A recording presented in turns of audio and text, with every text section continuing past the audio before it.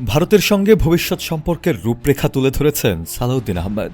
ত্রয়োদশ জাতীয় সংসদ নির্বাচনে নিরঙ্কুশ সংখ্যাগরিষ্ঠতা অর্জনের পর সরকার গঠনের পথে জাতীয়তাবাদী দল বিএনপি।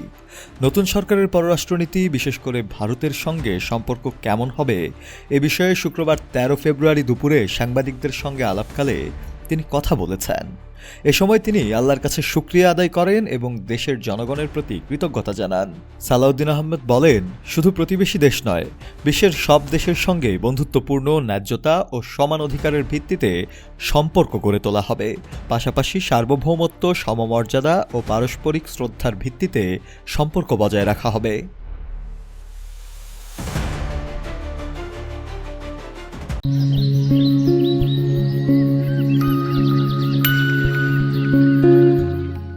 সাবেক প্রধানমন্ত্রী শেখ হাসিনার সম্ভাব্য বিচার প্রসঙ্গে এক প্রশ্নের জবাবে সালাউদ্দিন আহমেদ বলেন, যেহেতু তার বিরুদ্ধে তদন্ত চলছে এবং আওয়ামী লীগের বিরুদ্ধে সুনির্দিষ্ট অভিযোগ আছে, তাই ভারত সরকারের সঙ্গে বিদ্যমান প্রত্যর্পণ চুক্তির ভিত্তিতে তাকে দেশে ফিরিয়ে এনে বিচারের মুখোমুখি করার প্রক্রিয়া শুরু করা হবে। এটি আমাদের পররাষ্ট্র মন্ত্রণালয়ের মাধ্যমে আইনি পথে সম্পন্ন হবে। তিনি আরও জানান, জনগণের প্রত্যাশিত ভোটে দেশের শক্তিশালী গণতন্ত্র প্রতিষ্ঠার পথ উন্মুক্ত হয়েছে এবং নতুন সরকারের ৩টি প্রধান অগ্রাধিকার হবে আইনের শাসন প্রতিষ্ঠা, অর্থনৈতিক সমৃদ্ধি এবং দুর্নীতি নির্মূল।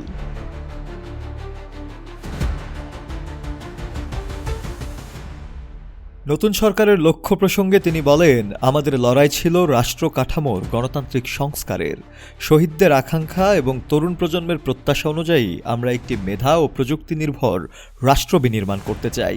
আমাদের নির্বাচনী ইস্তেহার এবং ৩১ দফা অনুযায়ী সংবিধানের কাঙ্ক্ষিত সংস্কার করা হবে। জুলাই জাতীয় সনদ একটি রাজনৈতিক সমঝোতার দলিল, যা অক্ষরে অক্ষরে পালন করা হবে।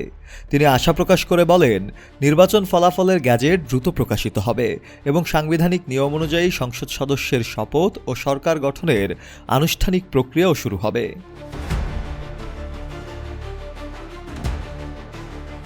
নির্বাচনী ফলাফলের গ্যাজেট প্রসঙ্গে তিনি যুক্ত করেন, আমরা আশা করছি আজ বিকেলের মধ্যেই নির্বাচন কমিশন আনুষ্ঠানিকভাবে গ্যাজেট প্রকাশ করবে।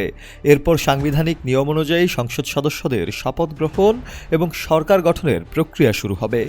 শেষ পর্যন্ত তিনি বাংলাদেশের গণমাধ্যম সহ সকল স্তরের মানুষের সহযোগিতা কামনা করে বলেন, একটি সাম্য ও মানবিক মর্যাদার বাংলাদেশ গড়তে আমাদের সবাইকে ঐক্যবদ্ধভাবে কাজ করতে হবে।